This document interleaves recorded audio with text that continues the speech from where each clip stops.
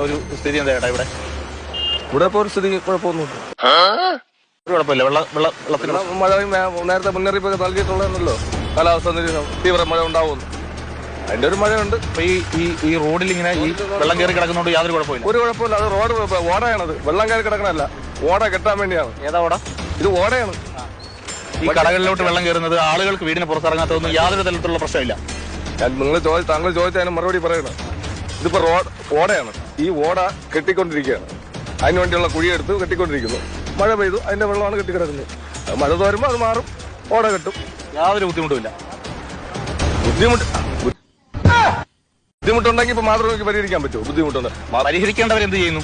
പരിഹരിക്കേണ്ടവർ അത് മഴ പെയ്ത് കഴിഞ്ഞാൽ എല്ലാ വർഷവും കാലവർഷവും വേനൽ മഴയൊക്കെ ഉണ്ടാവുന്നതല്ലോ. ഇവിടുത്തെ സ്ഥിതി മഴ പെയ്തോട്ട് മാത്രമാണോ? ഇവിടുത്തെ ഈ പ്രശ്നം മഴ പെയ്തു?